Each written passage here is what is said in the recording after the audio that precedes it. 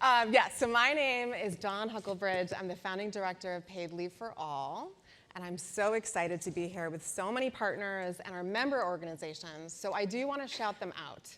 So if you are part of the Paid Leave for All campaign, would you raise your hand and shout? Woo! I just wanted to say thank you, because you all make this work happen too. And I'm so excited to be here with our panel today, two very smart and passionate women that I admire, because of the ways that you have used your media platforms to lift up new voices and also to amplify important policy discussions like paid leave and maternal health. And while I think you probably don't really need introductions, that's my job. So, Elaine Welteroth is an award-winning journalist, TV host, and author of the New York Times best-selling book, More Than Enough. She was named the youngest editor-in-chief in Condé Nast history at Teen Vogue, which I'm sure you all followed. You can now find her on Project Runway, in the Washington Post, the New York Times, British Vogue, and Time. Let's give it up for Elaine. And Danielle McNally is the executive editor of InStyle, where she oversees features and special projects across platforms. Work that Danielle has edited has been nominated for a National Magazine Award in personal service 4 times, and she won in 2021. Congratulations. Woo. And welcome to you both. So before we get into it, I want to do just a minute of level setting, which is, as it stands now, the United States is one of the only countries in the entire world that guarantees no form of paid leave for its people, which is the simple ability to hold on to a paycheck and a job while you're welcoming a new child, while you're caring for yourself or your loved ones through serious health conditions. Simple things the rest of the world takes for granted. 3 in 4 working people in this country have no paid family leave through their jobs, and sadly, that includes many care workers, ironically. 1 in 4 women go back to work after giving birth within 2 weeks. Often bleeding, often in stitches, often in complications, which contributes to our maternal mortality rate in this country, which is worse, particularly for Black women, of all wealthy countries and well beyond. But meanwhile, we know that paid leave is a tool for public health, for economic growth, for our financial security, and for racial and gender equity. It would change this world. So let's get into the conversation. And I think, like we've done this week, and I appreciate so much, starting with the personal. I think that is how we come, most of us, to care about an issue. I know that for me, I had studied and worked in paid leave and care for years, but it was not until I had a baby that it just smacked me in the face how urgent and how desperately bad the situation is in this country. So I'd love if you just say a little bit about your personal, whether it's paid leave, caregiving experience. Did you feel supported? Did you feel surprised? And what's just your personal passion and interest in this issue? Sure. This is very fresh for me. I have an almost 11-month-old son, so I very recently went through the experience of navigating parental leave. And I will say, when I found out I was pregnant, I worked at a company that had a policy that was really the bare minimum. It was basically that I could take advantage of the state of New York's Family and Medical Leave Act, which they do have a paid leave policy, which is great, but that meant that I would get 6 weeks at my full paycheck, and then I could take up to 12 at only 67% of my pay, or approximately $1,100, whichever was less. So, that was really stressful and upsetting for me, and I am grateful that I lived in a household where we had some savings, and my husband was like, we will make this work.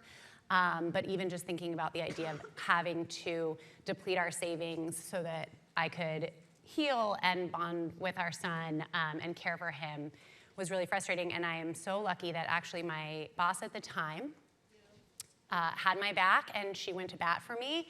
And she petitioned our company. We had recently been acquired from another company that had a much stronger paid leave policy. I think it was about 14 or 16 weeks at 100% pay.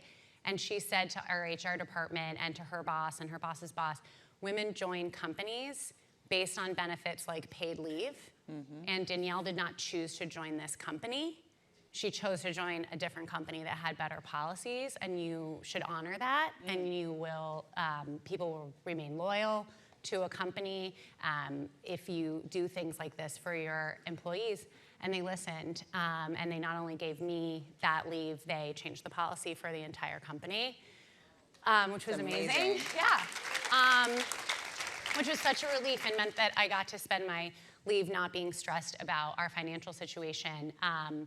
But it shouldn't be up to someone having a great boss, and shouldn't be up to individual companies to have to decide that on a case-by-case basis. It really should be something that is government mandated, because everyone deserves to have the time that they need after giving birth, after, to care for a sick family member, whatever it is. So that is why I became super passionate about being part of this fight. Thank you. I mean, that just speaks to the power of having amazing female bosses right there who can be your greatest advocate. So now, as a creative entrepreneur, I wear many hats and I have many jobs, and none of them come with paid leave. Surprise, surprise. So I was in the enormously fortunate position to be able to give it to myself. And I took the first 40 days to really heal my body and bond with my baby. I knew how important that was, and I'd been reading books about it. And what I will say is, number one, taking time to bond with your baby and to heal your body after the greatest sacrifice you can ever make should never be seen as a luxury. It is a human right, and it's a need. And I get chills saying that because I recognize that I was able to privilege myself in a way most women cannot in this country.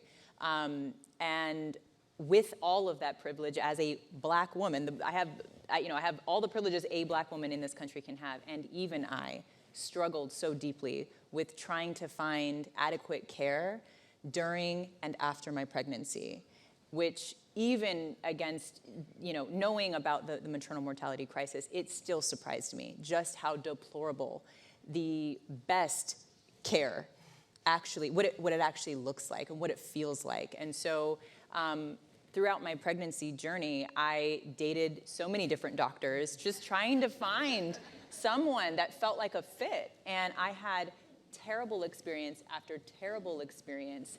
And ultimately, I divested from the traditional healthcare system and decided to have a home birth with a midwife. And that experience changed my life.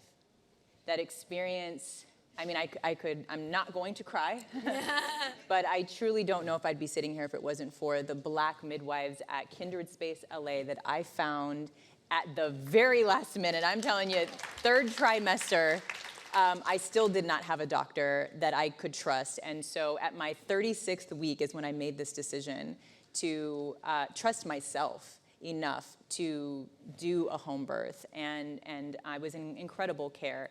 But I realized that, the stress of carrying the burden of trying to build your own village while you are carrying a baby, while in my position, I am the breadwinner of my family. So carrying also the burden of the anguish and anxiety of stepping away from work opportunities to care for yourself in order to care for a child. It woke me up. It woke me up to the reality of what it means to be a mother in this country with the lack of support that we have before, during, and after childbirth. And it made me an advocate for maternal health specifically. But what I also learned is that all of these struggles, all of these fights, all of these movements are inextricably connected. So our maternal mortality crisis is connected to our childcare crisis, which is connected to the crisis around the issue of not having paid leave. And so in order for us to make the progress we need to make, we need to do it together.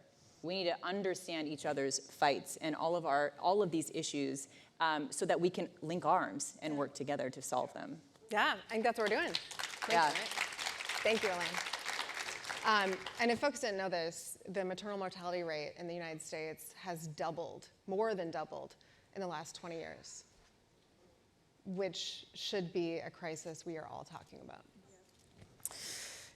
But on a slightly more positive note, if folks have not heard this week, we've had some incredible momentum for paid leave and for care just in the last few years, in part due to the stakes of a pandemic, but in large part due to the organizing of the people in this room and here at this conference. We came within one vote of this becoming law. And I will say, it was a vote we had thought we'd secured. But while there's serious progress, and I'm being sincere, there's serious progress, I'm very hopeful about the future and our prospects, both in the States and in Washington. But we often feel like there's a sense with many of our elected officials that this is something that we can just wait on, that we can compromise. It's often the first thing to get cut from a package. There's not a sense of urgency about it. And I'm just curious, because you have access to so many readers, followers, you hear from a lot of people, women and families and caregivers, and what are you hearing? I mean, does that align? What is your sense of what's happening and what people are feeling right now?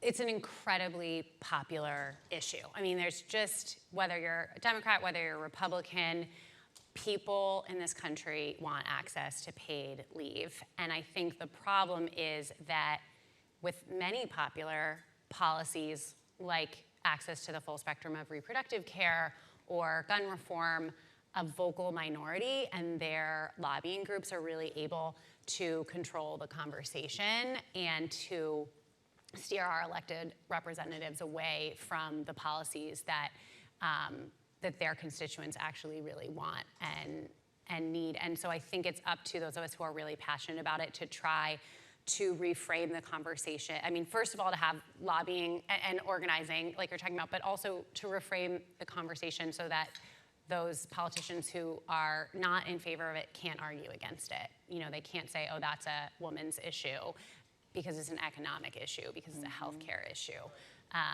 So I think that what I'm trying to do with the platform that I have at InStyle is remind people of all of the interconnectedness of these issues, and that if you care about the economy, which is what, you know, they say most people vote on, this will dramatically change your personal economy and our country's economy. Yeah. I mean, there's so much to say here, but I will say, you know, I come to this issue as a maternal health advocate, and I stand on the shoulders of so many women and birth workers who've been doing this work for so long to raise awareness, just to get women to be aware of how many of us are not making it through childbirth in order to even raise our babies. Before we even get to the issue of paid leave, right? And so it's people like Christy Turlington, who I believe is in the room, and she's going to be speaking next with Every Mother Counts. And you know, I have started to work with an organization called Bobby for Change, and Charles Johnson, who lost his beautiful, intelligent, successful wife during childbirth, actually on the same day that I gave birth to my son, just 7 years apart. And we found that out when we were lobbying together in DC this past spring. And we were lobbying for the Momnibus Act, which I don't know if you're familiar, but there's a set of bills that is addressing the factors that contribute to the maternal mortality crisis in this country. And it has just been stalled. And so we went to DC saying, what can we do to garner more support, to make more noise? And we worked on a campaign, and we got more than 100,000 eyeballs on a campaign and engagement, tons of engagement from celebrities and, you know, just women who care, women who want to make a difference here. And so I think that the public awareness piece is finally there. And I think that has changed in a pretty short amount of time. We are finally talking about these issues. We're leaning in a way that we hadn't before. Yeah. And I think part of it is we have to continue those conversations, right? Like, we cannot take our foot off of the pedal, and we need to hold our lawmakers accountable. Yeah. Yes. Period. Yes. Like, period. And we need to work, again, we just need to work together across all of these issue areas. Yeah. And I think voting, 100%. like you can vote on this issue. You can make a decision to choose your elected representatives based on where they stand on paid leave.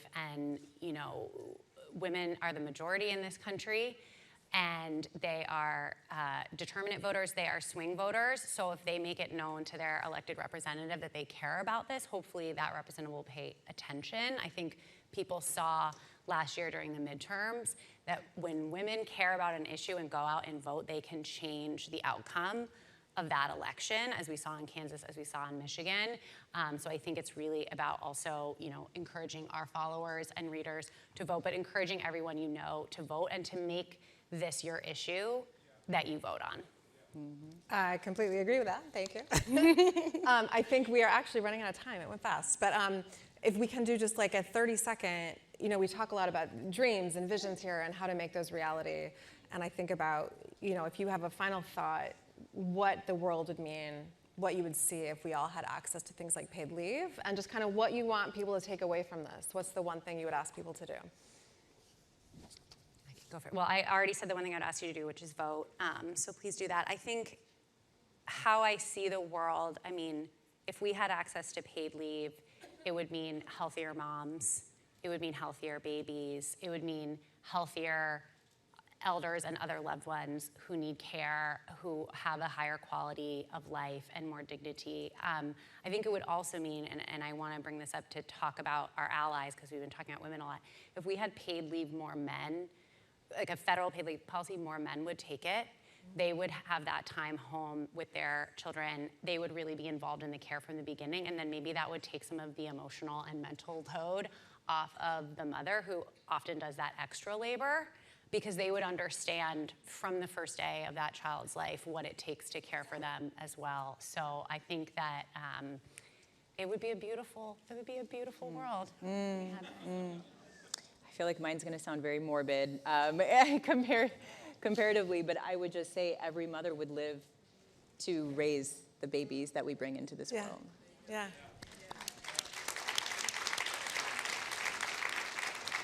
And that shouldn't be too much to ask, so thank you for bringing that. Well, thank you both for being here and part of this conversation. All that I know that you're doing through your platforms to raise these issues, please do follow along, and thank you all for everything that you do too. Thank you.